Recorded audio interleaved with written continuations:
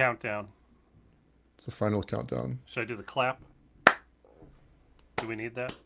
Maybe, I don't know. But Pat, how are you today? It's good I'm to see doing you as always. I'm doing all right. How about you, Jeremy? Good. So what are we doing today? Is this the Well, I'm about to do a slight bit of housekeeping here and pause some uploads to make sure okay?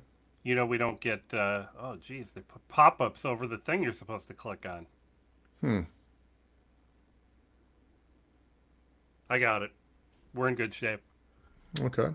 Jeremy, I heard we're doing a live stream tonight. We are doing a live stream. In fact, this is the live stream of the Create/Invent podcast, and you can see it's a live stream because I couldn't quite get my nice Sony camera working, so you're stuck with the web interface. But on the other hand, if you decide to call in, we you might not be the you might not have the worst camera in the room. So I'm just Yeah, trying there's to a link in the YouTube video to if you want to call in. right, right. So I How about think this, Jeremy? that's My nice. my Star Trek people are beaming in because I'm drinking my coffee and it's slowly cooling off here. Okay, nice. I heard I don't quite remember this from the show, but didn't was it the engineer? What's the engineer's name? Scotty. Scotty. Hi, Didn't he not like beaming down because he never knew if it that's the was him? doctor. That's Bones. He Oh, was okay, Bones. he didn't want it Right. to scramble his molecules. Right. Well, you gotta think about that because maybe you have all the characteristics of the person before, but you might not actually be might not actually be that person. Yeah, That there's person a might whole be. theory that you're always killing one when you create another every time. Yeah, and that Like was why even taking the one apart? Just put the other one down there, and then there'd be two of them, and it's well, very philosophical, Jeremy. very. Although what's not philosophical is The Prestige. You ever see that movie? Yes, the same thing. That was He was fantastic. We won't exactly spoil it, but there's some definite it's very obvious what's going on there once you see it. That's what I was thinking, but I think I was mixing it up with the other magician movie that came out the same Right. week. Like Yeah, it there's was always with two asteroid movies because and two magician movies. There was another one. because the other one I think it was fairly bad. It was Edward Norton and Jessica Biel, and then the Prestige was Hugh Hugh Jackman Jackman and Scarlett and somebody Johansson. else. So apparently that is vastly superior. Although I think they're all good actors. I think they just maybe made the wrong choice on that one. That might even would that be the first Marvel movie if they're in a movie together? The first X-Men crossover into the Marvel universe? That can't be true. Oh, because Because right, Wolverine and Black Widow. Black Widow. I have a slight problem with that because Black Widow was like a minor character in the Iron Man comic book, but somehow she's like a member of the Avengers now and a big deal. She must have gotten comic books between when you read the Iron Man comics and Okay, that's a good point because when I read comic books was a long time ago. So I maybe mean, I know she's very little about comic books. yeah. I there was like a maybe 3 year stretch where I knew maybe something or other. So that was a while ago, and things have changed, I guess. When I Um, was a kid, I used to watch the Spider-Man live action show from the 70s, the late really? 70s maybe, and The Incredible Hulk with Bill Bixby and Lou Ferrigno. Okay. Did you partake in these when you were No, small? it's like I think I'm just like a tiny bit younger than you, Pat. Not much, but It's it's like one enough of those though. things that I'm just old enough to know that Marky Mark and Will Smith were rappers, and I feel like if you Yep. were any younger, it's like that generation. If you were born 2 years later, you'd have no idea.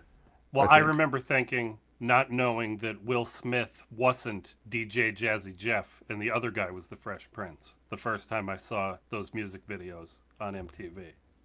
It's Yeah, because they don't tell you. They don't put, credits or anything or right. intros. You just have That's to that's a guess. good that's a good point. Um, I saw they're actually remaking that movie or show or something. I thought that was a Oh, little jeez. I thought they were remaking the rap duo of DJ Jazzy Jeff and the Fresh Prince, and I was a little confused. But the show, that makes sense. That makes a lot of sense it's to me. I mean, might But I might heard as it's going to well. be. Did I hear right? Is this the right show that it's going to be serious instead of funny? I think that'd be I'm not interested at all if it's that. If it ain't funny, I ain't watching it. Well, yeah, I mean it's and then so who's Carlton? How's he? What's he Well, supposed to be? I can't do the dance sitting here, Yeah, but but if you yeah, don't, if it's not a comedic show, then how do you have a guy like that you're just lambasting the yeah, whole time for being fairly nerdy? I can't I, imagine. I don't know. Um, anyway, so yeah, this podcast we talk about engineering stuff and whatever else we have, whatever else is tangential, I suppose. It's true. Before we get into things though, Matt, why do I? Anyway, It's easy. last episode we had Matt Perks on, so that was confusing for Jeremy, me. this is why I call people "Hey you" and Hey, "Hey you" hey, over there because seriously. I don't want to screw up anybody's names. Right. Well, speaking of names, why don't we go ahead and do the coffee break first because we're doing live, so might as well make sure we get everybody in, right? Yeah, I'd Or, like to do the coffee break. top five Talk slow Patreons. so I can bring up the website so that I don't screw up and say the URL wrong when it's my Okay. turn to. All right. So first, our first Patreon alphabetically and or when they joined is Carl. So Carl, congratulations on your number one. Michael Sizer, thank you very much. That's awesome. Raptor, creatively spelled, of course. Stuart Morrow, Brian Moses, and Positive Waves. Those are our handful of Patreons if you have six fingers. So, um, yeah. If you're the six-fingered man, Inigo Montoya is gonna come and get you. Yeah, So so thank you watch so out, he's much. coming. So thank you so much for your support. Pat, if somebody did want to be a Patreon of the show, what would they do? Oh, Jeremy, if somebody wanted to be a patron, I would be touched. I would feel touched. And if you wanted to do that, you would go to the website patreon.com/createinvent, all one word. Very nice. No Patreon. slashes. Well, there's a slash after patreon.com, but in slash invent, there's no slash. It's just create invent. Okay, very good. And we'll Well, leave a link hopefully, to that somewhere. yeah. Well, we love that, of course, and we love if you guys want to give us a thumbs up or rating or whatever on whatever platform you listen and or watch us, we'd appreciate that for sure. I Uh, appreciate that more than $1 on Patreon, Jeremy, I think. okay, yeah. Do you It's, believe that? I don't know. Well, I don't want to be insulting to anyone who's on Patreon because I I, appreciate that too. I'd But I'd buy that for $1, like I said. I recognize that reference. Yeah, I don't know. I don't quite know what it's from, but it's a Yeah, I'm having trouble remembering exactly, but I can hear it's it and I can see it in my head. yeah. Well, listen, Pat. Since we got off talking about movies to begin with, we do have a subject that kind of crosses the border between engineering and movies, right? Some movie Ooh. cinematics. Oh, we do. I heard you started watching the Michael Bay movie, Ambulance. Is that what you're I alluding to? I did start watching Ambulance, and I may watch the rest tonight. We started it last night, and it's interesting when we started watching it. I told my wife, I said, this guy, and I said J.J. Abrams because I was confused. I said this guy is really known for his spinning shots. I was thinking about The Rock and stuff, and how he's sometimes criticized for that. You know what I'm talking about, right, Yeah. Pat? Well, I know that he's well. I don't know about J.J. Abrams. Oh, J.J. Abrams is criticized for all the lens flare, right? I said J.J. Abrams, but I meant Yep. make.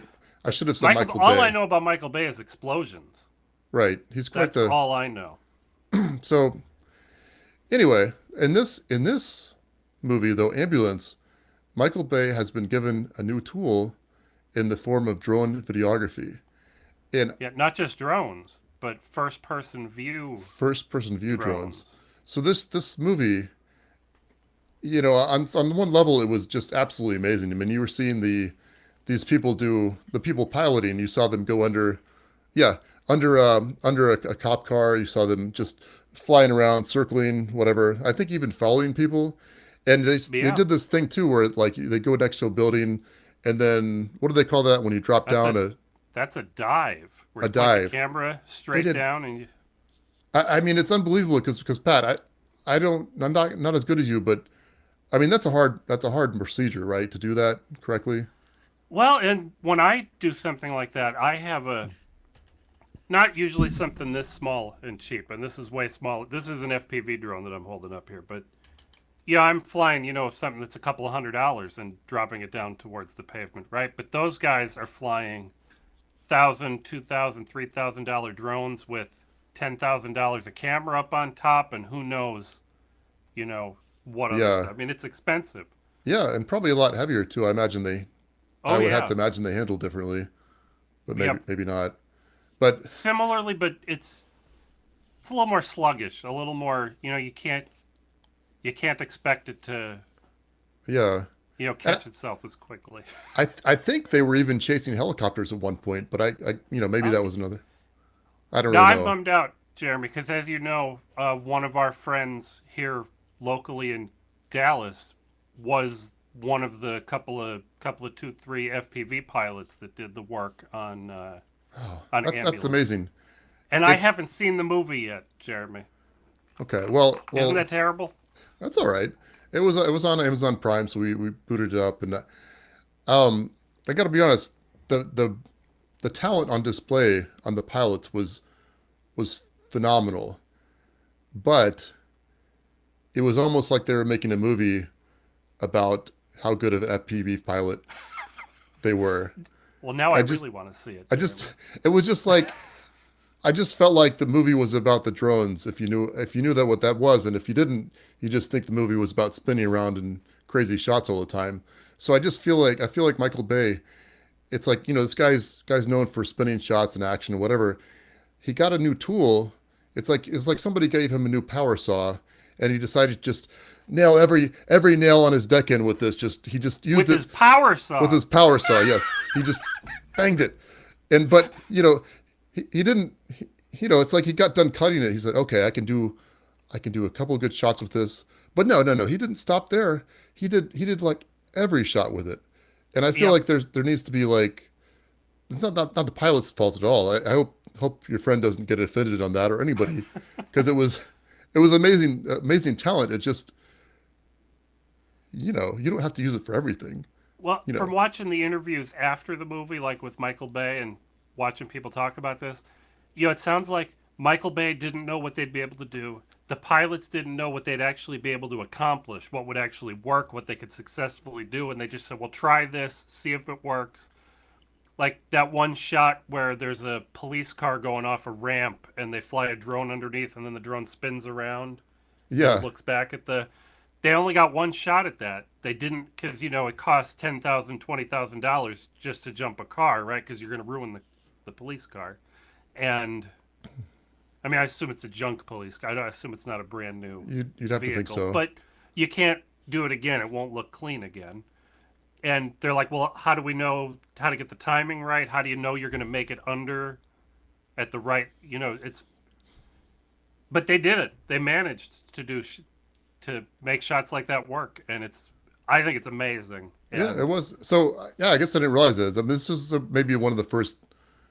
This is a groundbreaking movie as far as that goes. It's not just they've used this more than there's at ever least before, there was maybe. another one. There was a Netflix movie called Red Notice that came Okay. out around. It might have been released before Ambulance, but they were probably being filmed at around the same time. And one of the other famous FPV pilots was doing the work on that. And there were some really good shots in Red Notice. Okay. I don't know if I Not saw that quite as or not not. as not as difficult to one shot, and if you don't get it you're hosed kind of shots like Ambulance had. But like Red Notice had a shot where they started out with the dive, followed a car like it felt like 3 miles. It's probably not that far, and I swear they must have brought the drone in with the car, and then a cameraman must have grabbed that drone and done the rest of the shot because it's just a smooth drone shot to what looks like a handheld on a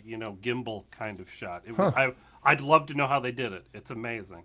Well, It's amazing to me as somebody with a GoPro on top of his FPV drone, not knowing how I would ever manage to do that, well, especially so that's smoothly. a good point. I mean, because not to insult you, but you're an amateur, a Mm-hmm. lot better than I am, obviously, and these people they're probably the best in the world with some of the best camera equipment in the world. So I guess, I guess in some level you'd have to expect they would do a good job. Yep. Uh, I'm just amazed that the logistics of how they must have got that shot. It feels to me like something that you can't actually do, and they did it, and I'd love to know how. Well, do you remember that first shot in Batman, the second Batman? Anyway, there's some With shot where Michael they Keaton. no, not that one. No, The one with what's his name? You know, the guy I do. Christian Bale. Christian Bale. Yeah, the second one with Christian Bale where it shows all the people jumping off like rappelling or something. That was that was amazing. I mean, it wasn't a drone shot, but you know, Yeah, anyway. Um, but we but we can go filmmakers ahead. have a new tool in their pocket Yes. now, and it's going to be amazing to see what they do with it.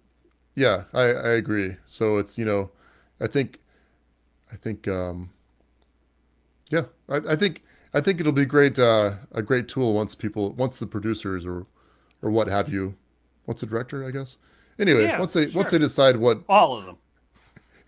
anyway, I thought it could be a drone the movie maybe that could be could have been um but so we'll go ahead and move on from that subject if you want. I feel like we've Yeah, beaten I think so. I feel like we've droned on and on about that enough. Why don't we do something seriously more technical and talk about your upcoming Kickstarter? Yeah, Jeremy? yeah, I've been looking at doing another Kickstarter on my JC Pro Macro. As you may or may not know, that's the first one right here. I've got the second one. It has let's see, 8 buttons. It's got a rotary encoder and it's got GPIO IO pins on it. Um, the new feature I put on this, the big new feature is that now you can. I think this is a new one. Well, maybe this is maybe that's the old one. If Um, that's not a new one, he's going to rip it to pieces. this is not the so yeah, this new one. I think this is a new design. You can actually pull out the key switches, so it's hot swappable, and I think that's pretty awesome. And it's also got a couple little improvements as far as how things are laid Jeremy's out. excited that it's hot swappable, but I think of all you folks out there are going to be excited that it means you don't have to have a soldering iron to assemble a kit when you receive one if you choose to purchase to partake in the Right. sales of. So I think that's going to be a really nice thing because you can it can be a solder free kit, and so when I ship it to people, you know, you've got what was that? Do you hear There's a that? beep. I Hmm. did. All right. Well, I don't know. Actually, I had an oscilloscope running, so maybe it just like turned off automatically or something. Anyway, what was I gonna say? I can ship it as a like no solder kit now. So, even though it's not going to be, I'm just looking at the pricing and stuff, and it's like the fully assembled. Whereas before that was a huge price differential just because I had to do a lot of work on it. But for the new one, I think it won't be nearly the price difference. So that'll be good. The other thing that's kind of neat about it, and this isn't really a new feature because it could be used on the old one, but I'm going to have an option of using, let's see, an RP2040 board in the form of the most likely the RP. yeah RP, which is Raspberry Pi 2040. So since it's got the swappable, it's got like a socket there, you can just swap them out, and so I'm probably going to make it a Raspberry Pi board now. So I don't know. Think it'll be pretty cool. Um, only thing is I tried to turn it in and have it approved, and they said it wasn't new enough. Like I didn't do anything to it to change it. So Well, I think the hot swap keys are a huge change and a huge improvement, I think Jeremy. so too. And I don't really know what happened. I think maybe they just didn't look at it closely enough, or maybe I didn't, or maybe in combination, maybe I didn't point out that the new features of it as well as maybe I should have. So I guess that's just something to keep in mind if you're gonna do a new Kickstarter to make sure they know what's going on. And I don't know. I guess Well, that's the thing. I hear there's some interesting improvements using the Raspberry Pi 2040, instead of the Arduino Pro Micro. I was going to call it a Micro. That's wrong. The Arduino Pro Micro. Yeah, yeah, it's a well, they call it the KB2040, or SparkFun has a version called the, I think it's just Raspberry Pi RP2040 Pro Micro or something like that. Anyway, I'm not, I'm I'm thinking I'll use the KB2040, but I'm not certain. Um, the RP2040 is an incredible chip, but one thing just before we get into that, it's also got a expansion port on it, which is kind of neat. So maybe I could plug in new accessories later or something. It's just got a quick connector or a Okay. Stemma QT, so that's pretty cool. But I think kind of what you were getting at is the RP2040, that chip, right, Pat? I think Yeah. Well, it has. It's a more powerful microprocessor than the. It has more RAM, has more flash. You can run Circuit Python on there, that's right. and So this new RP2040, it's a Raspberry Pi product. It's released in January 2021, and it actually has, let's see, 30 GPIO, four of which are analog, which is a big improvement. Although you have you you get you you get lose what a you few when you bring it into that Pro Micro form right. factor. You get what you get with that. But I guess the big thing is it's 133 That's megahertz. why there's a connector, a quick connect on the back to use some of those other 30, the That's 12 that are left over. I don't know the math, but some are left over that are not on that Pro Micro yeah, form yeah, factor. that's right. So yeah, you got that. You can use the extra GPIO, which is pretty. I mean, I think it's fantastic that things worked out the way they did. That I can just basically make an upgrade without making. I mean, I made changes to the circuit board, but not necessarily relating to the way it connects, if that makes any sense. Um, only potential drawback is it is 3.3 volts. So I was a little bit sketchy about the lights because I think they're supposed to be controlled by 5 volts nominally, but that's a little bit questionable, to be I honest. think I'm running my LEDs on one of my macro pads at 3.3 for Yeah, about I've a been month now, maybe. testing it out pretty extensively, and it works great. And just having talked to other people too, nobody seems to have any problem with it. Although I don't know that they officially say it's good for that. So that's one thing that made me a little nervous, but I think I'm okay with that. Um, so that's good. But the big one of the big benefits of it though is that you can, like you said, you can program it in MicroPython. Or I guess you didn't say that, but you can program it in MicroPython, CircuitPython, or Arduino's version of C. And CircuitPython especially, you can actually send somebody a bundle of files and they can basically just transfer it over. And so you don't have to Just drop it on there like it's a flash drive. just drop it like it's hot on the flash drive, and then it'll just boot up and start doing its thing. You don't have to install an Arduino IDE or anything. In fact, I think you can edit it in a text file. I think I've been experimenting a little bit. And that's a little bit, yeah, it seems a little touch and go, to be honest. But I think that's really Well, fantastic. If it sounds like you're making steps towards the configuration of the macro pad being more accessible to less advanced users, and especially without needing the soldering iron to put one together. That's yeah, yeah, then that's a good way to put it. I guess I hadn't even thought of it in those terms yet, but that's you're absolutely right. Just so um yeah, I've well, I think you're doing a good job, Jeremy. well, thanks Pat. I don't know what I'd do without my macro pad over here. Well, I it's a mean, little people don't know. I mean, I didn't pay for mine, so I'm a paid promotion, I guess. But I've got two of them on my desk. One of them is my podcasting macro pad over here for lighting, and it's global lighting stuff mostly. And my other one is for applications like DaVinci Resolve and things. On the one right, on my desk here. right. Yeah, I just love it for video editing. It's like I showed this to somebody the other day and he's like, "Oh, it's like you just made it for yourself and then sold it to other people." Well, yeah, that's pretty much exactly what I what I You did. scratched your own itch, Jeremy. Yeah, and it seemed to scratch a lot of other people's itches. That's maybe that's Yeah. inappropriate. I don't know. Well, no, that's the Just way it works. That's the all the best products are scratching an itch. yeah, but no, I'm really happy with it. Oh, the other thing is I'm gonna have to do a little redesign on this, but I had a PC fan running out the GPIO pins. Well, now that I have it running at 3.3 volts, that no longer really works. Although I have a solution for that, I think.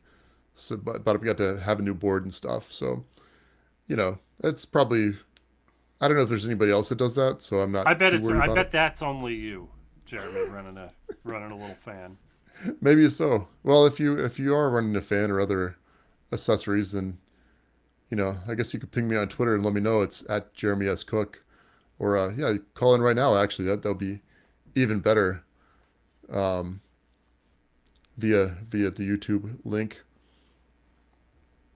Um, one thing that was interesting about this, I've been meaning to get into the RP2040 and start programming it, and it just kind of happened that things kind of lined up. That I did a couple articles for a company called Embedded Computing, and actually did like a presentation for them today on that, like an intro to it. And Like in video chat, yeah, video. in videos. So that was kind of neat. And I won't talk about that too much. I mean, I What guess you kind of can watch. audience was that given to? What? Yeah, Like, I guess engineers, people that signed up through it, is was from embedded computing, DigiKey, embedded computing, and then me. That was kind of the chain of command, I guess. But okay.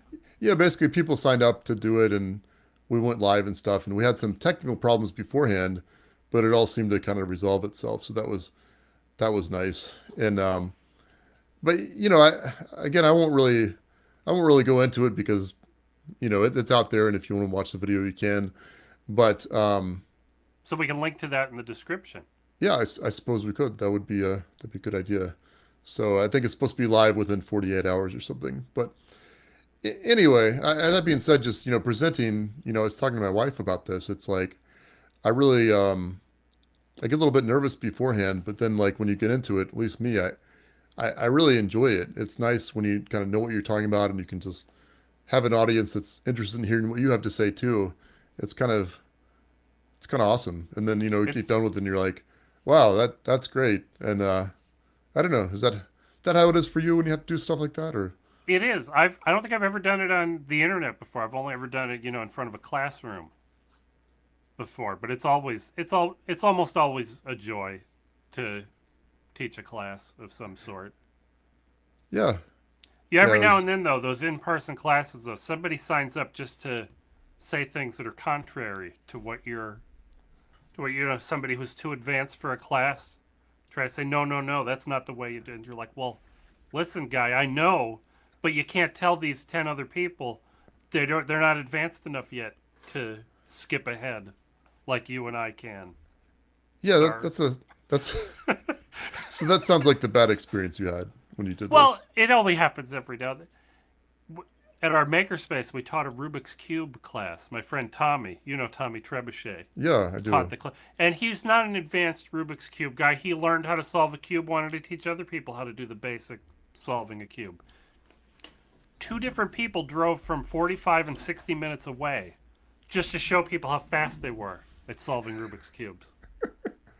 And I'm excited that they're excited, and I'm glad that they could do it in 30 seconds or whatever they could do it. But I was excited that I solved the cube at all, and I'm Yeah, yeah. I don't really super know I pleased. don't know how to do that. Um, I don't either. I I can't can remember I how to can do it. juggle though, so that's something. Oh, I can't juggle. I thought about learning that though. That seemed like I still haven't figured it out, Jeremy. Maybe the audience can help me out. But I realized a couple of years ago that I learned how to ride an electric unicycle. That seemed like a weird skill and It's a it's difficult it's not skill a to learn. yeah. I mean, you're definitely that guy. But I feel like I should learn another weird, like juggling would probably qualify as a Yeah, weird skill. And I haven't I come up feel with like the next skill to I feel like I want practice to call and learn. myself a juggalo, but I don't really like Insane Clown Posse that much. That's a different, do they juggle? Well, they should. I don't Well, know. maybe they should, but I don't know if they do. I I know don't they know. wear the makeup. They do wear the makeup. So yeah, I'm not that person, but I think I think you should be ashamed of yourself if you're that person and you can't juggle. I mean, maybe Let us know in the comments that's what it's in the comments. if that's true. That's my controversial opinion of the day. So, um, anyway, what else do we have on the agenda here Well, today, you want Pat? to talk about the how the podcast is going and upcoming guests, and I want to mention we shouldn't talk about guests that haven't actually said yes yet. Yeah, no, that's a good We should point. skip those. Okay, But but so there's like maybe one that I could talk about, I guess. okay, well that's fine. But we could sneak that in. We've been making some changes on YouTube and well, I don't know. I feel like I was going to ask you a question there, but I'm just making a statement, so I No, don't. let's hear it, Pat, because I feel like you have been driving the YouTube changes and have both figuratively and literally been doing that. So Okay. what's your thought process and what have you been doing? Well, I've been watching our Butter What Shows YouTube channel grow, and I've been watching the Create and Vent YouTube channel just flatline for how long has the Butter What Show been up for? A year and a half, maybe, maybe. Maybe. I don't know if that's true, but I'm disappointed. I'm disappointed in all you folks out there on YouTube that aren't subscribing to us, but not really. I'm not upset or anything, but I feel like we need to do something different on YouTube to appease the algorithm a little bit because I we have good quality content here on the Create and Vent podcast, but YouTube isn't showing it to anyone.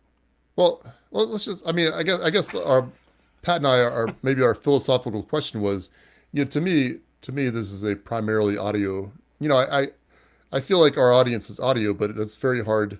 It's very hard to track that Yep. because you know, SoundCloud we get a certain number of downloads and actually a pretty good amount of downloads. But then you gotta think probably most people don't listen to it on SoundCloud, so it's hard to know. And you know, with YouTube, there is that reward of saying, okay, we have this many subscribers, we know we're growing, yada yada yada. So I guess I just say that I don't want to discount the people who listen because that's awesome, and I think that's you know that's where in a way I It's feel like that's true. what we're here for. It's true. But And it is hard to and we've been trying to have we've been kind of trying to have parity between YouTube and the audio podcast, where basically the same thing that's in the audio podcast is available on YouTube, but with video. right, And YouTube doesn't like these hour long videos. So I'm what I'm thinking we're going to be doing is finding the 5 to 10 minute highlights from the podcast and publishing those as videos instead of the entire podcast on YouTube. right, and well, we were going to, but we probably leave it as unlisted. Is that kind of our consensus, Yeah, they'll Pat? still be there. Yeah, they'll Yeah, still be available. Somebody can go if somebody's motivated enough to want to watch us talk for an hour in video, they will be able to do that still. right, But we're hoping YouTube will start suggesting the 5 and 10 minute. I mean, I'm making up these numbers. Less than an hour. right. Like the only one we've published so far, we've done one. We published the Matt Perks.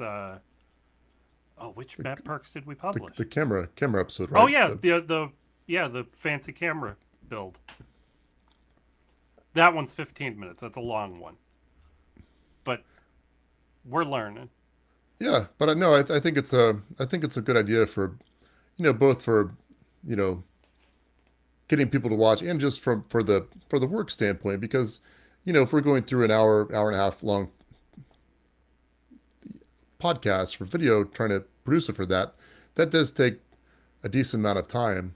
So I think if we kind of focus down on what is good, the you know mine the gold or the you know mine the great stuff out of it and kind of you know it's all good, but some of it's more appropriate for audio than video, and I think that'll be a nice compromise, I guess. Maybe not compromise isn't the right word, but a nice optimization, I suppose, Well, yeah, I or think so we so, hope. Jeremy.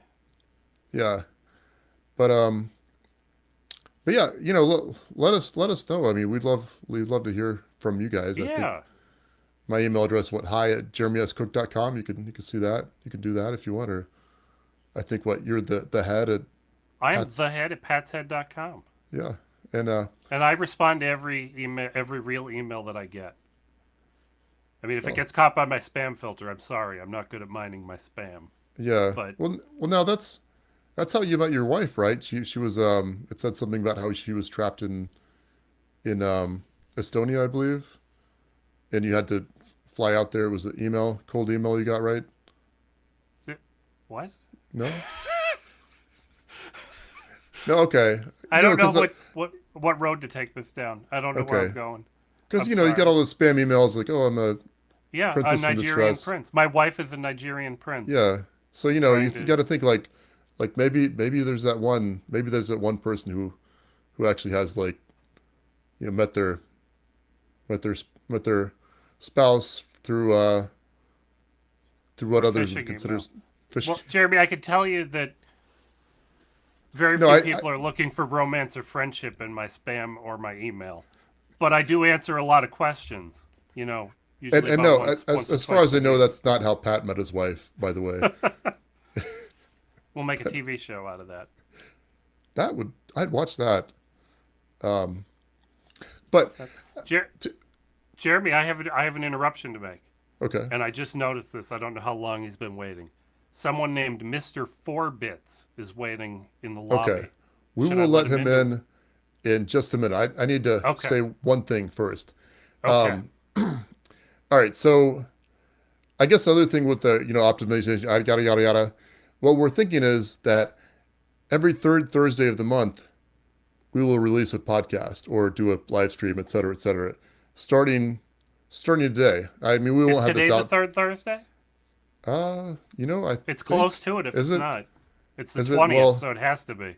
It it could be is the the third. second, but it's probably the third. So yeah, it's the third. So no, we're not going to have this out today, like out. But it is. We are doing the live stream today. So what we're trying to commit to, and you know, who knows what'll happen, but we're going to try to make the third Thursday of the month when we put out our Published. podcast. That sound good to you, Pat? I think I it sounds feel like good to me. So I there feel will be like one on Thanksgiving every year. So when you're okay, done eating your M- turkey and you're tired, maybe it'll be time to come listen to us. okay. We'll have to figure out Thanksgiving. Maybe we'll figure out something. Anyway, Yeah. holidays when there's no holiday, you can expect a podcast on the third Well, and Thursday. all this stuff you can schedule everything to publish, Jeremy. So it's not like we have to be Okay. there on Well, Thanksgiving. Pat and I had like a very soft agreement on this, so we're Yep. gonna have to, we're gonna have to squeeze out the details. Squeeze out the details. I will not Si- squeeze anything out. siphon out the details. Sure, maybe. Okay. Yeah. Anyway, sound good to you, Pat? Yes, it sounds Okay. fantastic. Well, let's talk to Mr. Forbit. Let's see what happens. You get ready to say hello here, Jeremy. All right. Let's see what happens. Is this working? I don't know. Hello, Mr. Forbit. Can I? I don't see anybody yet. I think I hit. Oh, you don't think he hung up, do you? Well, I don't see him. I see you.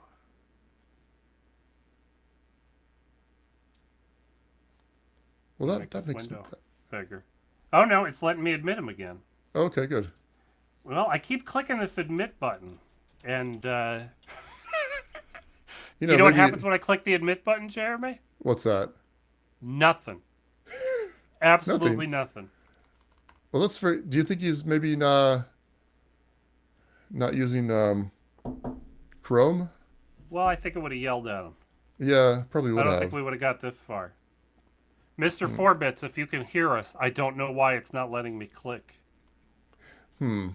Well, I mean, I'm clicking. I mean, it's letting me click. It can't stop me from clicking my mouse. Okay. Let me see. See something. Is Mr. Forbits someone we know, Jeremy? I may know him. I'm actually typing that now. Let's see. Let you in. Um, But yeah, hopefully, man, I hopefully, don't. Mister. Oh, hmm. I mean, for all I know, when I hit admit, it pops up a thing on his screen that says accept the admittance. Hmm. Oh, he's in here twice now. I'm accepting again. Ooh, Oh, it look might at be that. working. We got something. Oh, look at that. It's Mr. Forbit himself. Yes, Um, the one and only. For good I see reason. you're a Picasso fan, so that's nice. Yes. It is, yeah, some museum poster that was inherited. So, Okay. Well, that's sounds like you've got quite a generous inheritance for yourself. yeah, I guess so. I mean, it's just a museum poster. Uh, we've got quite a lot. But if it was a real Picasso, Yeah, that would be that'd be great. amazing. Well, it has to That'd be be real. great. It says it right on the bottom. Yeah, Why and would they that's lie? most artists print their name in nice big blockers Well, I on the would. bottom of their work. I'll take your word for it, Mr. And Forbit. the museum where they hope it'll be hung someday. That's great. If I was creating art, I should just call it Jeremy Louvre. I go by Jeremy Louvre.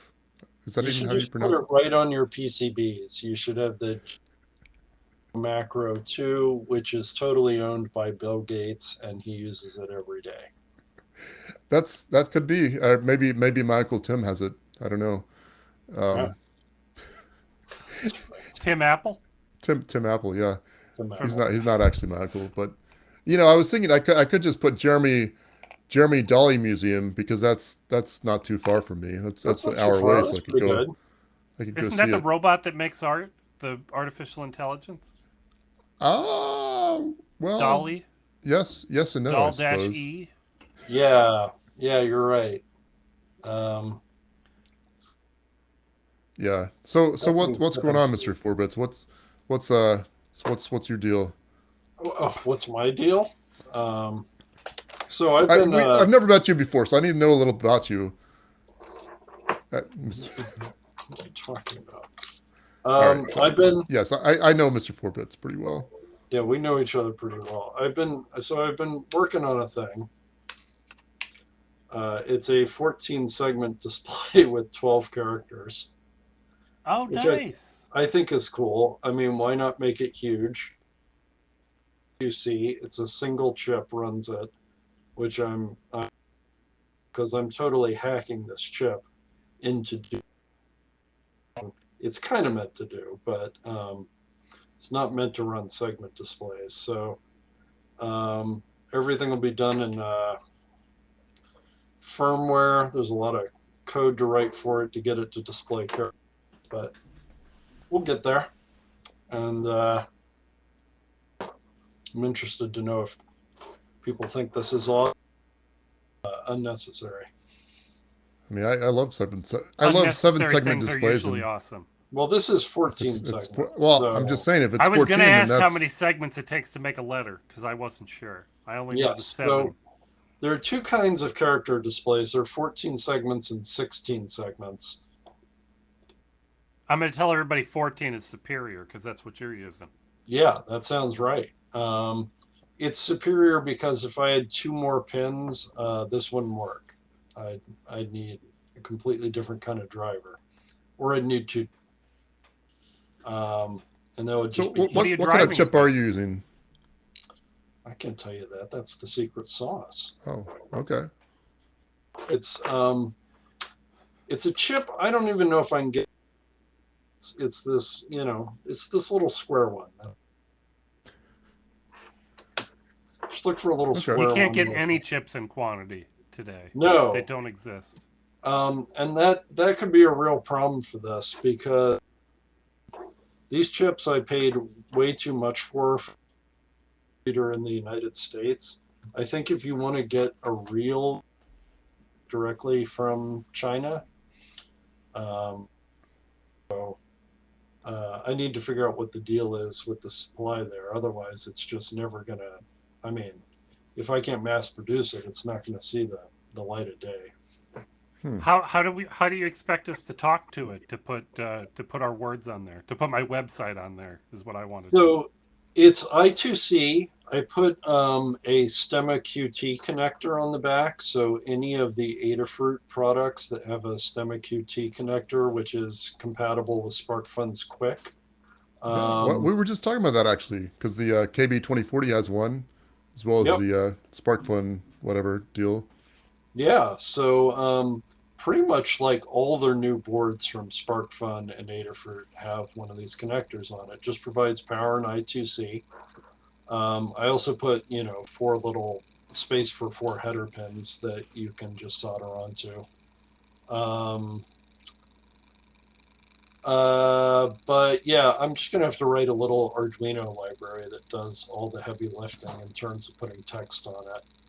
And that'll have like sort of two ways of interfacing with it. Either you throw it text and it renders the letters for you, which will be the easy way.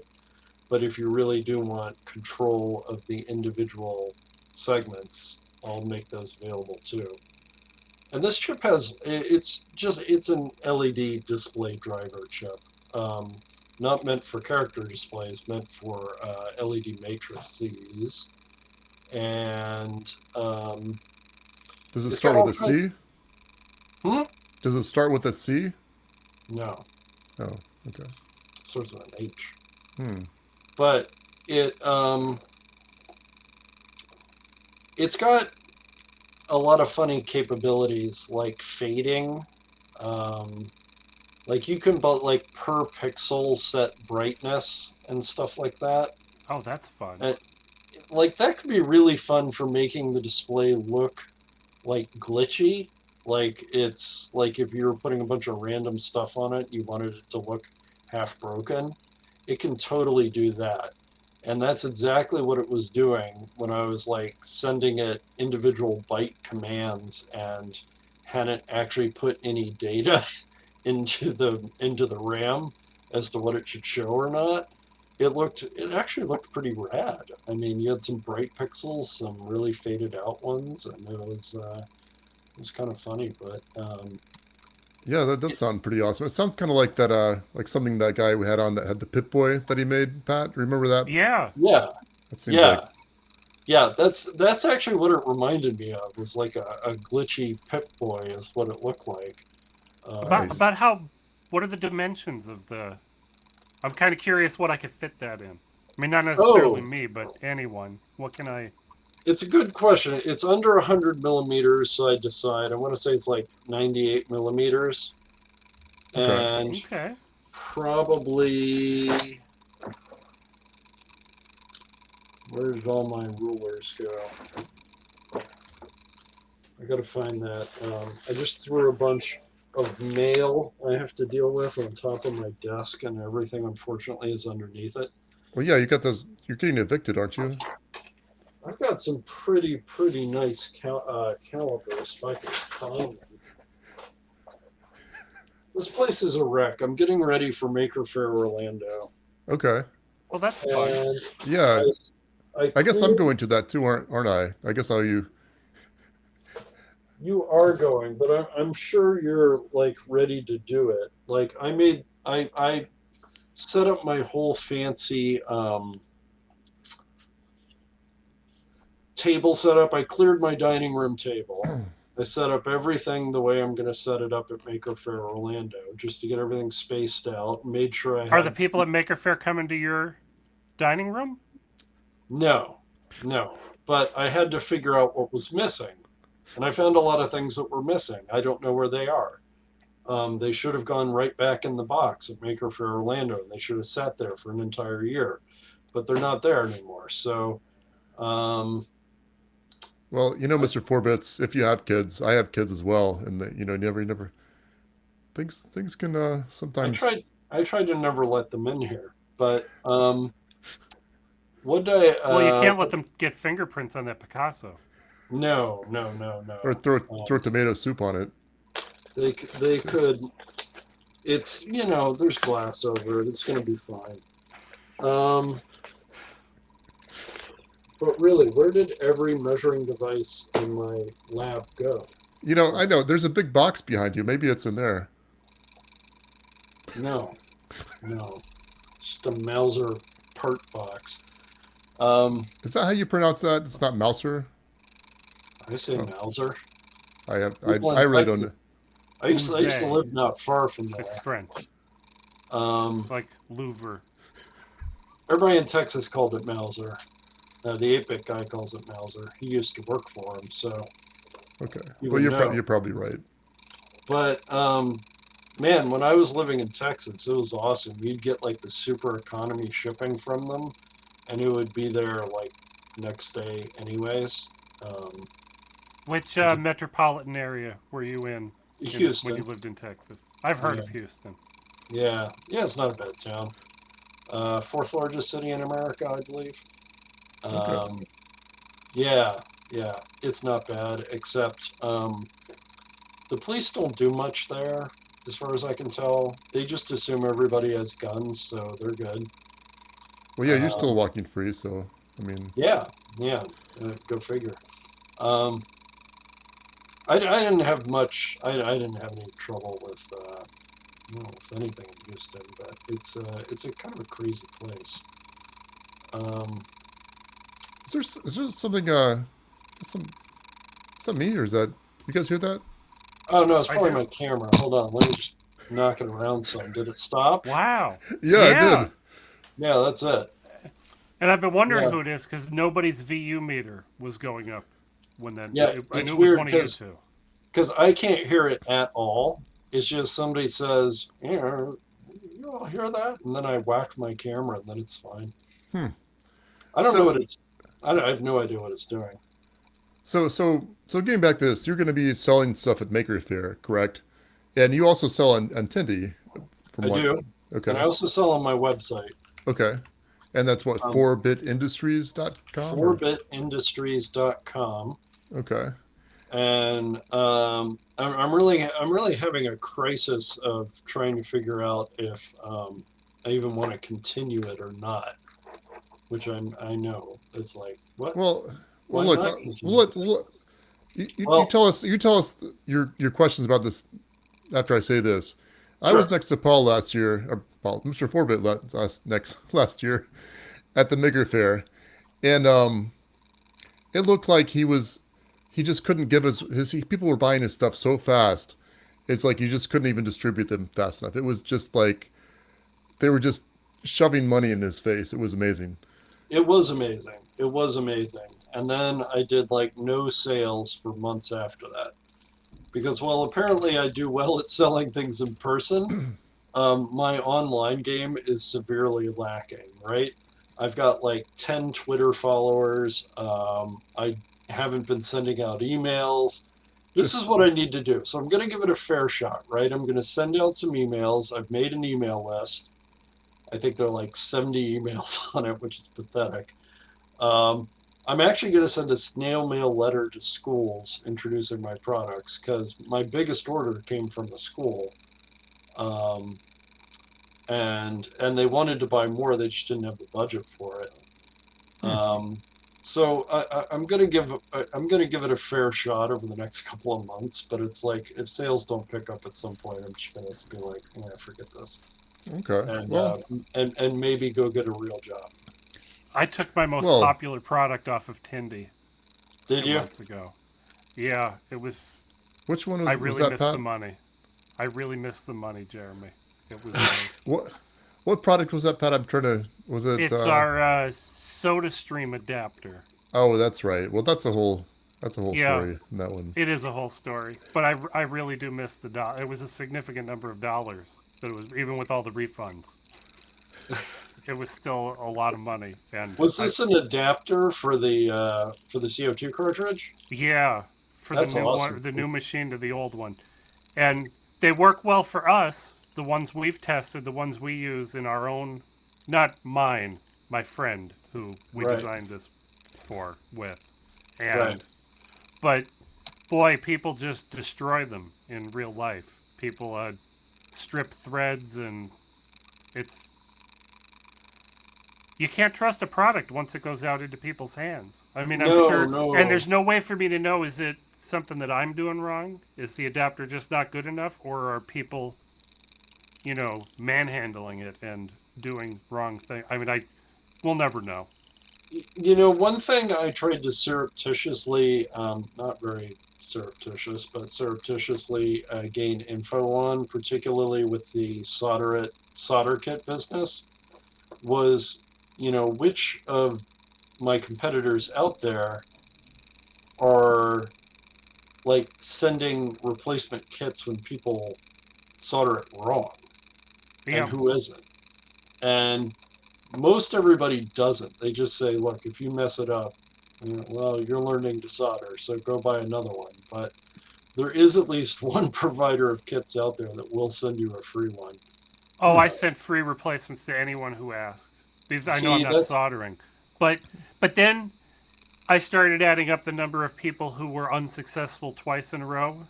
yeah, And I said, well, this isn't worth it. I'm just refunding everybody who yeah, it was way it's way easier than spending another $4 on shipping and not getting that back when you yeah, refund them anyway.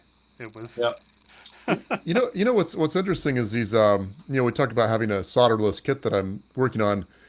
The solder kits, I have not gotten one person that requested like a refund for screwing it up or even like extra parts, and that's actually little surprising.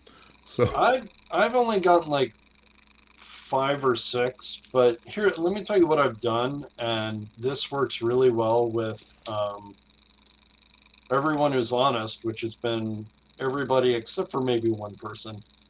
I just said, using the best camera you have, just take me a high res photo of the front and the back of it, and I'll give you some points and some tips. And sure enough, people are happy to do it. They email them to me. I just circle in yellow the joints they should reflow, and usually it gets them working again. okay. And sometimes, unfortunately, I've had to tell them, look, you soldered an LED in backwards, and that kind of stinks. But, at least I can tell them where they went wrong. Yeah, yeah. It's the people that start off emailing you, your kit doesn't work, the parts are broken, and you're like, okay, yeah, how about you just send me a picture of the front and the back so I can tell you where you screwed up there, buddy. But most people are very positive about it. In fact, somebody left me a review saying it was amazing how quickly I responded and helped them get theirs working. And I'm like, all right, that feels good. Nice, nice. But that's the thing. You're always on the fence about this because, like, can you really make money making kits and sending them out?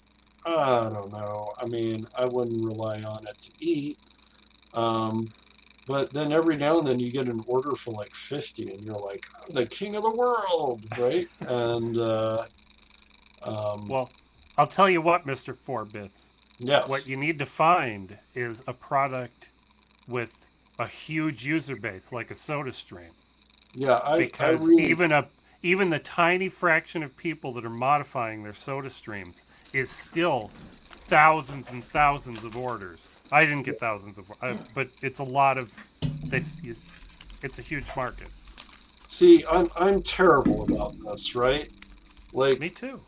the kits I'm making, to be honest, what has inspired every kit I've made is me saying, oh, hey, that's pretty cool. I wonder how they do that, right?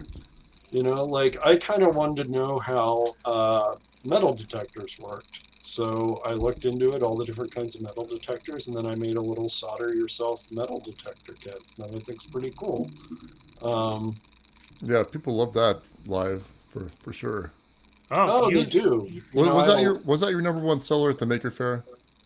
let me think about that. No, it was probably the memory game. Memory game is still the best seller. That's just Simon. I mean, It's it's really small. right. Yeah, that's pretty You neat. hold it like a PS2 gamepad. Is how you hold it. Mr. But 4-Bits just taught me something fantastic because I'm over at his Tindy store and I need to do this. He has the JC Pro Macro Pad on his wish list. Oh, I didn't even know that was an option, and it shows up in his store. that's interesting. Well, I gotta advertise for you guys now. A little there we bit. go. Well, listen, I guess another thing that might be, a lot of people have soda streams. Do you feel like a lot of people are, Halloween coming up? Do you think a lot of people are amateur ghost hunters? Maybe you think maybe that could be a product you could develop. Yeah, with my little ghost hunter thing. Let me show you this. Okay, this is how unprepared I am. Give me like 2 minutes. Yeah, that's fine. Um, yeah, maybe there's it's gonna be kind of interesting watching him Yeah, this look will be around a his. good episode or two to upload, Jeremy. when So we put so this yeah, on you can see YouTube. here, Mr. Forbit is demonstrating kind of how you should kind of a bad example of how you organize your office. He's got the Mauser box here stacked on top of a crate of some sort, a Oh, but that's a good crate. That's the kind with the special. special thing that hooks together. Because like with cardboard, if you fold the things together in the right way, it'll kind of like self-lock. I'm sure you know about that, right, Pat? You kind I of do. yeah. But see, these I crates do. are, I got are yelled built. at by a post office lady when I tried to ship a package like that. I Really? taped it. I taped it. She said, "This is not the way to do it. This is going to come apart." She helped me. This is Oh, 20 years ago. She helped me open that back up, close it correctly, and she explained it would not open in shipping if I do it correctly. well, that was nice of So I her. said, "Thank you." I don't know what See, her name was. Forbit Industries does not have a lot of room. That's why you were in both the product development lab and the stock room. But anyways, this is going to be the display for the ghost and ghost detector. All right. So Oh, you that have looks this. like a PKE meter. Yeah, that's what it's supposed to look like. And so it took a while to actually, not totally rip them off, but make something that looked kind of like it. Because it was all about where to put Oh, the that switch. absolutely does not look like a PKE meter. No, it I'm doesn't. sorry, I It was looks mistaken. similar, but Sorry. is totally different for licensing reasons. But anyways, yeah, you turn it on. There's a little sensitivity knob, so you turn the sensitivity up, and then you turn it down until just the yellow turns off. Okay, so now you're at maximum sensitivity. And then you got the ghost, you turn it on, it makes RF noise so that when the ghost detector, oh, it's already detecting it. Let me take the ghost away. See, Oh, as the ghost comes closer, closer, closer, oh, red, red, red, red, red, when you're a ghost. So Oh, anyways, that's you pretty. That's pretty find the neat. ghost that way. Yeah, it's pretty cool. So could you And could so, you use that to sweep your house for bugs or something? I mean, yeah, so it's very good at finding Wi-Fi, noisy switch mode power supplies, which could be in anything. The air conditioner finds the air conditioner very well. Um, do we all get to switch. hide little ghosts around the house so the kids can find them, like Well, eggs? that would be a fantastic thing to do. Just make sure to buy a ghost detector for every kid, Yeah. right? and then a ghost for every hour of peace and quiet you want to have. You're guaranteeing an hour. I feel like that's An hour per ghost. Yeah, this thing has a hour per range. ghost over This child. Is that this the this equation? literally has a range of maybe a foot and a half. So yeah, you really got to search, right? You could like hide him Good. in the ceiling or something so they could never find it. Oh yeah, yeah. Or better yet, put it inside of something metal and they'll never find it at all. Oh Make well, them. sorry, son. It was right here the whole time.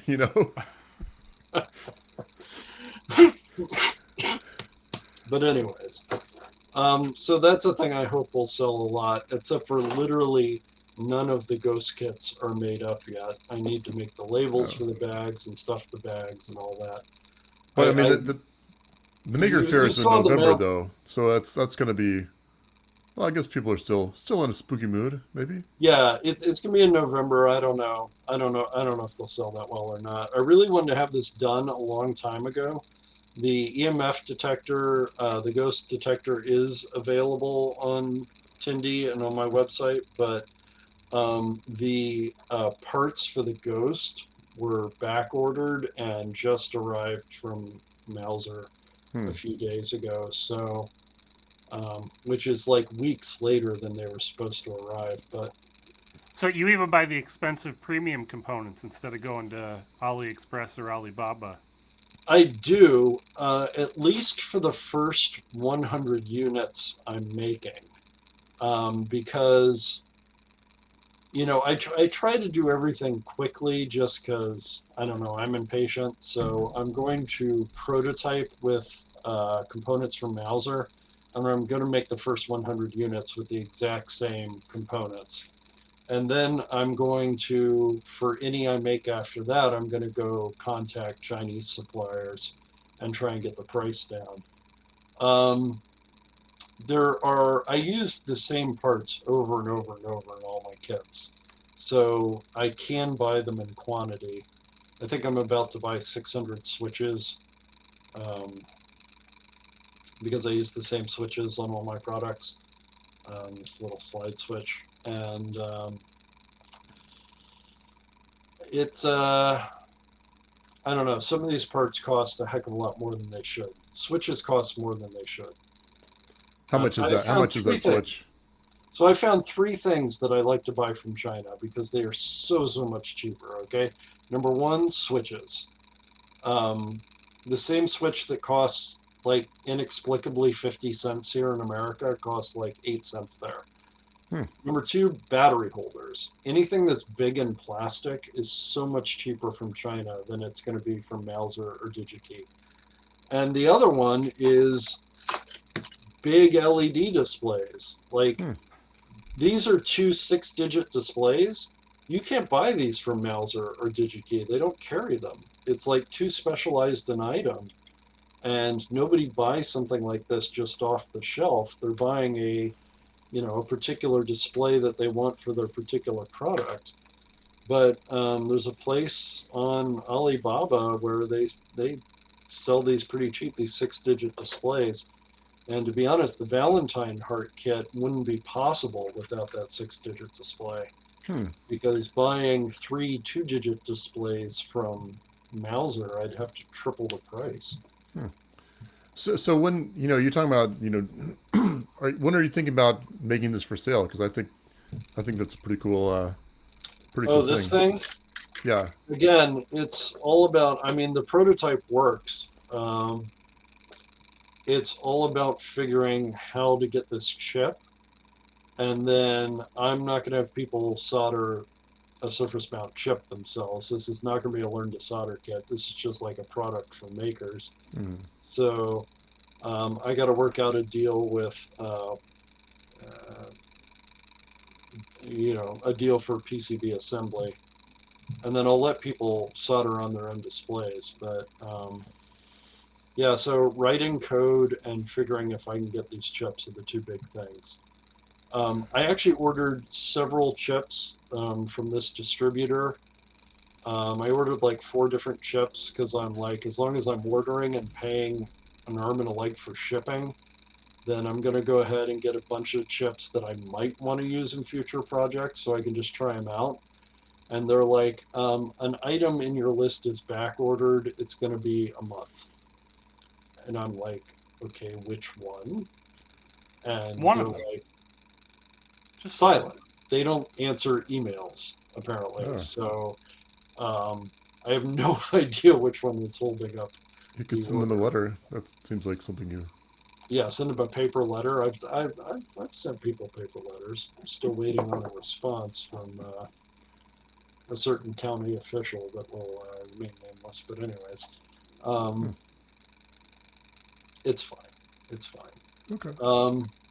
But yeah, I literally have, I don't know if you guys do this. If I can find again, I've buried everything in a pile of mail that I really need to go through. I keep a notebook with all my ideas, like a real paper spiral bound notebook, which is about like this big. And it's nice fancy art paper that I can write on with my very thick black pen. And I just sketch out all my ideas. And there you go. Those are great. I don't know how to write anything. Well, I don't want to say I'm uneducated and don't know, how to make letters, but I don't write it. Yes, I guess. Yep. Moleskine notebooks are but great. It's very nice. I've got one for recipes. I've got one for, gardening notes. Mm. Love it. But anyways, I've got, at least a dozen products, sketched out. Lord knows when I'll have time to, prototype them. And some of them kind of scare me, actually. What's the scariest one? That sounds The interesting. scariest one is the low Z, low impedance meter adapter for handheld multimeters. So I don't know if you do a whole lot of probing of AC, with your fancy Fluke meter, but the Fluke meters for electricians I've never met you before, so I don't know how you knew I had a Fluke meter, but I No, also no, have no. a Fluke meter. Yes, but the ones for electricians have a low Z mode, and I don't know if we've discussed this before, but there's this thing with Phantom. Does that have the low Z mode? How do you know? I can't see it. It's too grainy on my end. my Fluke is in the garage. Just so you all It know. usually says low Z. Like forget in which- words? It's not a symbol? No, it's usually like LO-Z. I'm going to go with no. Okay. Well, there's this really. I think it's the 115 has it.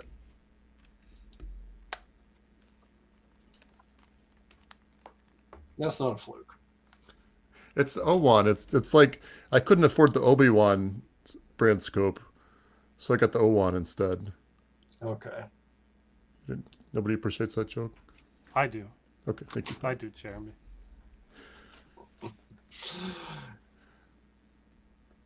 Wait, Where maybe are we going here? I stepped out it's for a 115. minute. Okay. Anyways, we've back to the topic of low Z measurements. So your Fluke meter has a 10 megohm input impedance, which essentially means that there's 10 megohms of resistance across the voltage measuring terminals, right? Now, normally this isn't interesting to you because it doesn't affect anything, but if you are probing two AC wires, like in your AC house wiring, and one of them is actually detached at the far end, let's say your neutral line has become detached back at the panel, and you're measuring it as an outlet. Well, what would you expect to measure with one of the wires detached? You might Nothing. expect to measure 0, but you're not going to measure 0 because those two wires are capacitively coupled down their whole length. You actually are going to measure a voltage. It's going to be something strange, like 70 volts.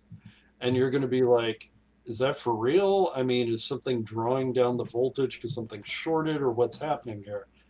Well, if you had less resistance across those terminals, if it wasn't 10 megohms, it was something more like 10 kiloohms, then it would read much, much closer to 0 because there's not much oomph behind that voltage, that stray voltage that's on the wires. So a low impedance measurement mode would make that voltage disappear. You'd have a better idea of what's happening on that wire, especially if you took a high Z reading and a low Z reading both. You could establish, yes, one of these wires is definitely disconnected. So anyways, Fluke makes a plug-in unit so that meters that don't have this functionality, it's just a little box. You shove it in there, and then you shove your probes into the box, and you can measure at low impedance. And they want a ridiculous sum for this, so I decided I was going to make one myself. And I'm like 1 for 10 on finding things around here, but I think I'm going to be able to find this for you. There's the Simon game, by the way. This is the custom Tampa Hackerspace version. I wonder if Simon is, I know you don't have a PKE meter, but apparently it's. So is Simon okay to use, but PKE meter is not? Is Yeah, it? what do you think he says about that? It's a knockoff of Simon. It's not exactly Simon. The game's a little different.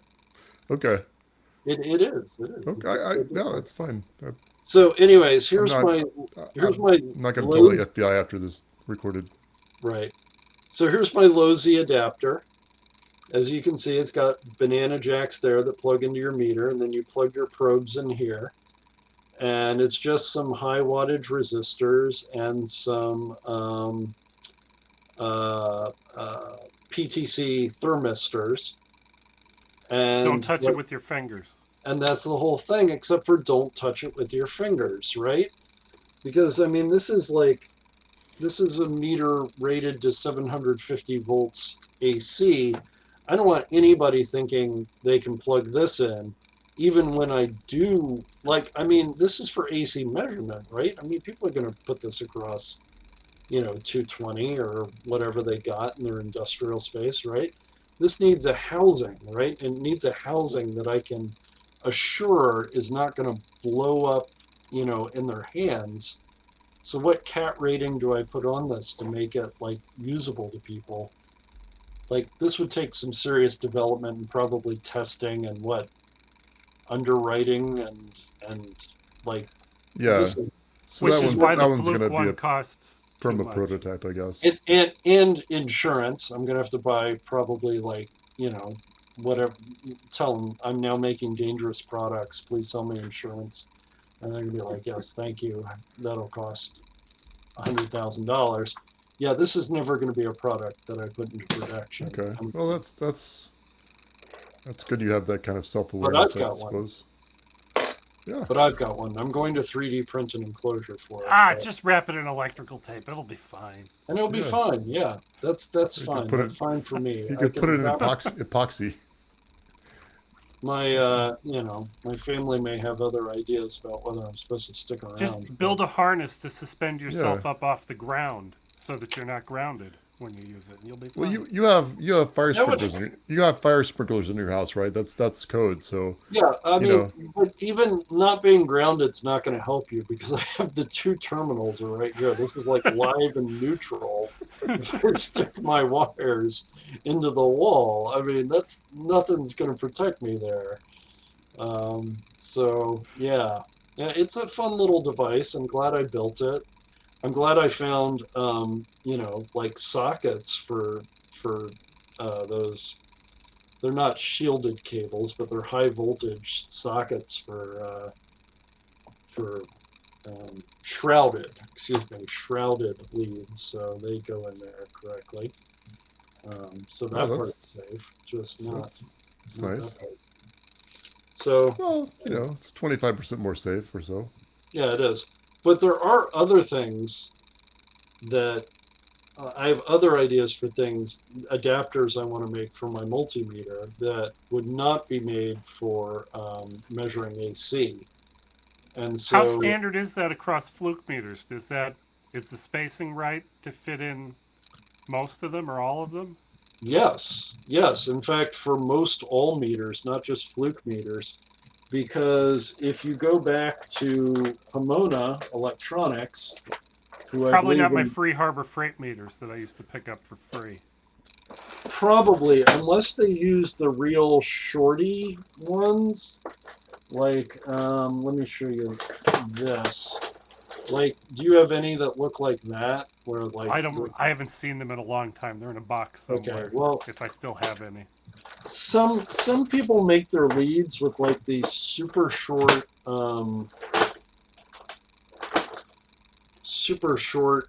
tines on them, not like the like little short ones. And I Yep. mean, if you get one of those But meters, that looks like a then- standard connector. Is that the spacing? Yes, this is the standard spacing. So, which I think invented this standard. This is a real Pomona connector. Says it on it, I think.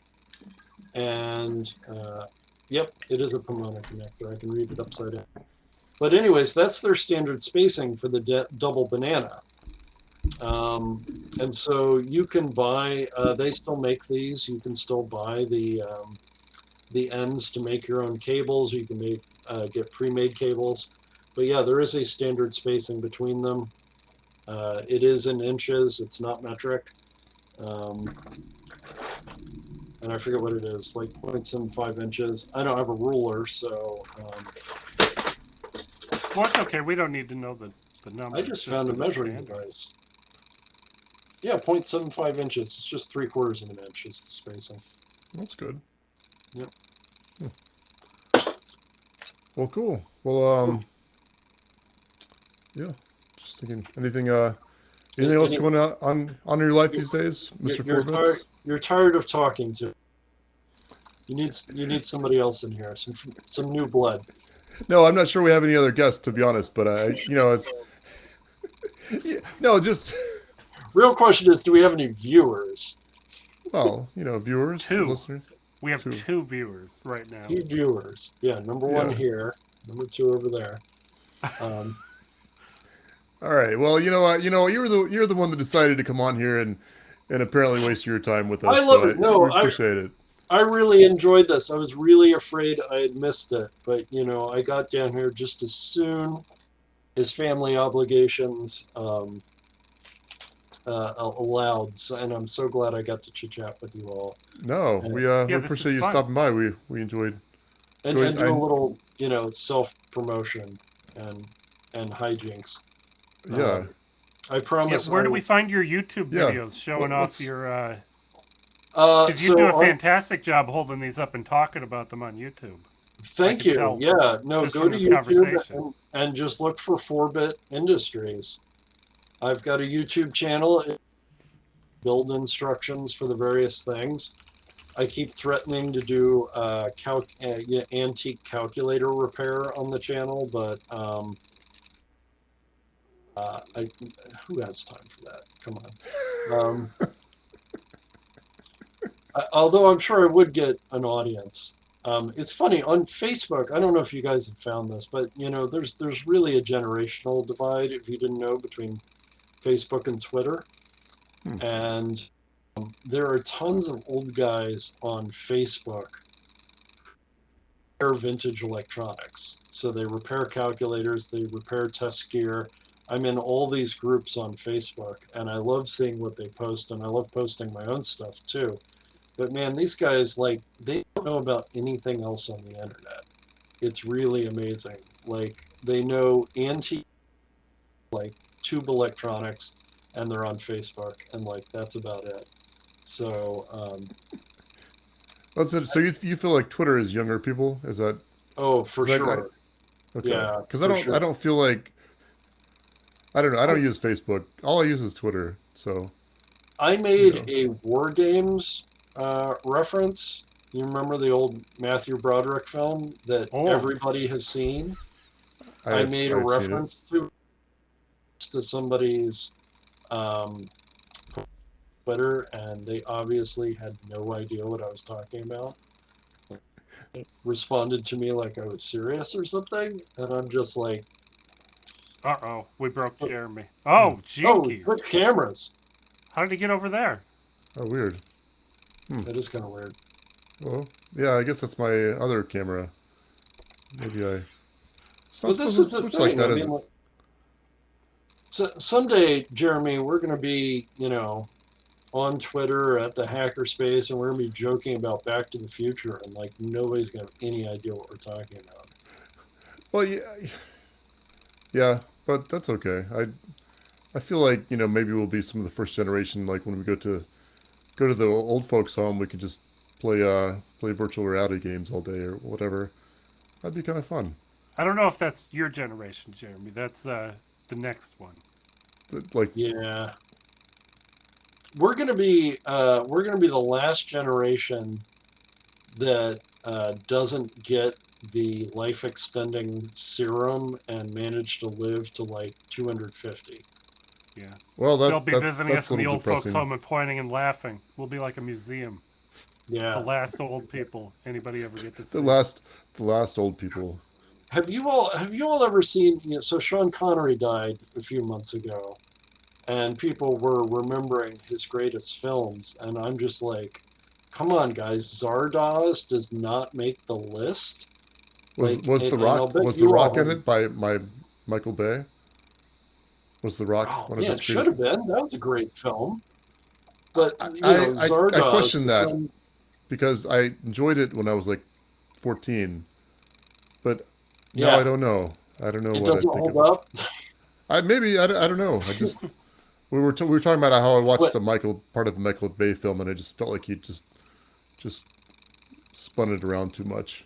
I'm not sure that Literally. Michael Bay films hold up at all, like any of them. Hmm. What was the number one Sean Connery film? I guess one of the Bonds, right? I'd have to. Could be. Has to be. But he was in a lot of stuff. There was that First Night. Wasn't that the name of the film where he plays? Yeah. I'm with Richard Gere, I believe. Yeah, play Richard Gere's Lancelot. It was like like whatever What was that one he chick did flick with? adjacent. What's that one he did with Catherine Zeta-Jones? It was like such a throwaway movie. Oh, yeah, he was like a thief or something, and Yeah, she yeah. was like He's the old she was thief like and she's the slinking young around the thief. laser beams or something Yeah. gratuitously. This is not like a top 10 list or anything. But on IMDb, you know how they show you the 4 movies or TV shows that an actor is known for? Right. 2 of the 4 for Sean Connery are Bond films. Of course. 1 is The Untouchables, Oh, that was a and great Jeremy guessed the other one already, The Rock. movie. The Rock. Well, Yeah, you know, Untouchables. I heard he turned down doing Lord of the Rings series for League of Well, Extraordinary you didn't just hear Gentlemen. that. This is true. He didn't understand the movie, so he didn't want to do it. Didn't make sense to him. Well, I don't know how Yeah. League of Extraordinary Gentlemen makes sense to him. I'm not sure I saw the whole thing, but some guy was like a fish man swimming around in a pool or something. I don't know. Yeah, Isn't the fish? Isn't that? I was gonna say Blade. That's wrong. No, No, Hellboy. Hellboy. Hellboy. Is what you're thinking of. really? Maybe I am. I don't know. It wasn't. For all I know, you're thinking of both, Jeremy. I don't. Hey, Blade was I've a good only movie seen though. one of those. Hellboy was great. I liked the first film. I thought it was really good. I enjoyed Hellboy. I didn't see it, so maybe I'll have to.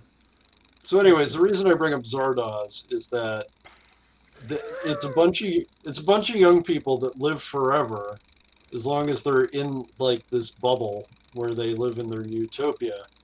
But if anybody has like too many negative thoughts, then they make them old and put them in this old folk home where they're all crazy and it's a weird like old person party all the time, and it's really weird. It's really Huh. really weird.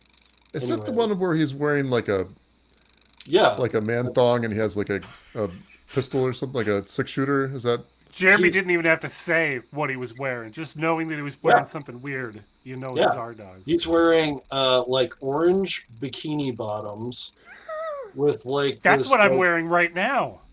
with like this double bandolier of shells and carrying a pistol. Yeah, and he's of a gang of people who all wear that, and they Huh. ride around on horseback. That sounds really tough. Yeah, I mean, they you ride know what? around You know what? That would tell me you're pretty tough if you're riding around on horseback. That would be pretty painful in that kind of attire. horseback with a pistol in like an orange bikini. Yeah, I mean that's you know that person means business. May not want to know what business it is, but yeah, it definitely means business. You know, Anyways. I had a vague idea of what this looked like because I know I've seen it before, but I clicked on it on IMDb here. Yeah, And I mean, your description is very good. These boots are insanely high. forgot the But thought what I I'm had. noticing, Thank the thing you. that stands out to me right now is the hair Oh yeah, everywhere. Not on his head, Jeremy, just everywhere. everywhere. It is Oh yeah. Because in the 70s, if you the were a league man, of hairy gentlemen. Yeah, he's got. if you were a man in a bikini in the 70s, yeah, you didn't wax anything or shave. I mean, you just Wow, this you is know. even worse than I because I'm looking at it now and it's like he's got like a ponytail and this Yeah. huge mustache. Yep. Huge mustache, like a Yeah, and he's got like 4 bullets in that 800 bullet bandolier. Bandolier. What the hell yeah. is that? But I mean, you got to admit though, if you're riding around on horseback in that, you are a tough person. I mean, that'd be definitely to be some chafing to that outfit. That's right. That's right. Also, we gotta wonder how much boots like that would cost. You know, if you because obviously you buy them at some high end store because they're not just knee high boots. They're like mid thigh. They are not made. Those boots are not made for walking. No. I mean, No, you're not going far. that's why they had horses to ride around on, Pat. Well, yeah, those boots are made for I'm riding a horse, but I'm not wearing pants. I don't Okay, want to get well, that anyway. close to the horse. Is this movie worth watching? Because I've never seen it. Like just from It is 100% worth watching once. All right, you only need to watch it once, and it will have an effect on you because actually, it's a pretty cool story. For all the weirdness, it actually is a pretty cool story in my opinion. But the weirdness of it makes it kind of like Plan 9 from Outer Space, which I don't know if you've ever watched, but that's a film everybody's got to watch at least once. I haven't seen And I that. think everybody's got to watch this at least once. And you may just crack up right through it, but Well, listen to this. I'm looking at Wikipedia here, and it says development, and it says Borman, which was inspired to write Zardoz while preparing to adapt J.R.R. Tolkien's Lord of the Rings for United Artists. So there's a couple questions I have here. First of all, it says Borman. Now, Martin Bormann, I think he was one of the head Nazi people. So I just from that paragraph, I assume that's who wrote this. And somehow it's related to Lord of the Rings. So maybe that's why he decided to turn down doing Lord of the Rings because he just thought, well, it's too much like Zardoz. I don't want to, get in on that. Zardoz does center around some real, like, futurist, how do we organize society issues, right? Because you have this sort of walled garden where these people live forever. And then you have like the outsiders that are living in the wilderness and this bizarre gang of people that Sean Connery's one of that are just running around killing people because they're kind of like a death cult and they think people should not reproduce. Huh. And it's he ends up traveling between these two worlds and totally upsetting the perfect future apple cart in a way that sort of restores our humanity. That's really what the story is about. Well, So you got me kind of wanting to watch it, which is terrible to say. Did you watch Logan's Run? I don't think I ever This saw is that. the opposite of Logan's Run. Kind of, yeah. Well, no, the endings are somewhat similar because They meet at the end. because in Logan's Run, Logan sort of like gets people to come out of the walled garden, right? Yeah, And but they're not immortal. They don't. No, they're not immortal. Oh, They're not. Sean Connery also in Highlander, so I feel like that's maybe a little bit of a have a theme going here, maybe. Yeah. Similar ponytail, right? In Highlander, maybe he just kept it. This picture. It's just interesting because he's kind of to the side, and he's got his gun in his left hand for some reason. I guess he's left-handed, maybe, but his ponytail's it's like it's pointing the same way. So maybe I don't know. Maybe that's like maybe that can show him the way to that. Shows him the enemy. It's got like some avatar thing going on there with it or something. Yeah, he does. I don't know. Well, anyway, I feel like I don't know. Is that a good point to end the podcast there, Pat? I feel like we've It might be. We're up over 90 minutes. How about a cliffhanger trivia question for your viewers that they can answer in the comments or answer next time? Okay. Sean Connery. But I should not answer this live. You should not answer this. Sean Connery trivia question: in which Bond film does he wear a toupee?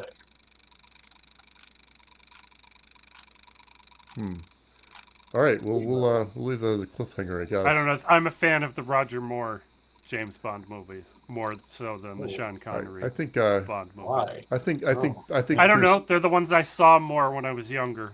Pierce Bronson. They were the ones we had on Betamax. I feel like Pierce Bronson is the epitome of Bond. Personally, that's my personal. But I thought he did a great job. I was really surprised they fired him when they did.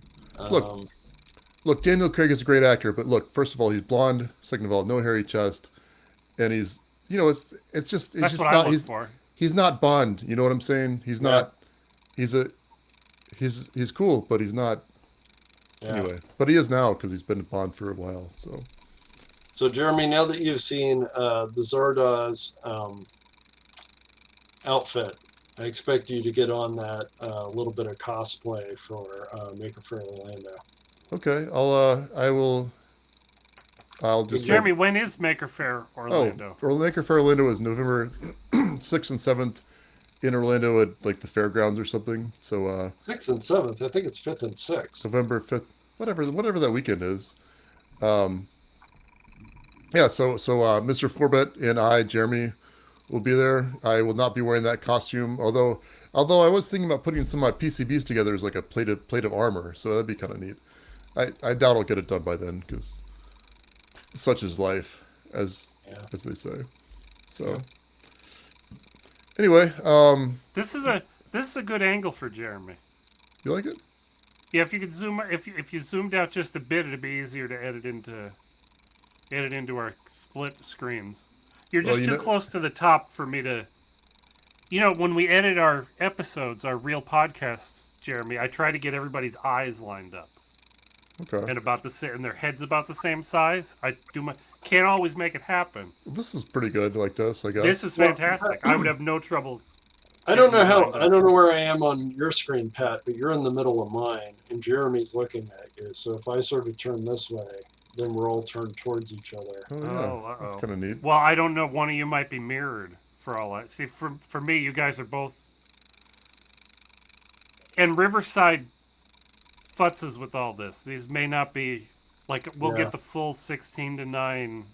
You know, the actual images. Like sometimes these are squished in portrait Yeah. lance. No, you know, portrait. the way things are on my screen. I've got Pat to my right, and then I've got me. I've got Paul on the bottom, and then on this side of me, I've got a picture of Sean Connery as Zed, wearing what the UK's Channel 4 describes as a red nappy, knee-high leather boots, ponytail, and Zapata mustache. So, doesn't Zapata mean Nappy is British for diaper. also Yes. doesn't Zapata, isn't that Spanish for shoe? Zapato. Oh, well.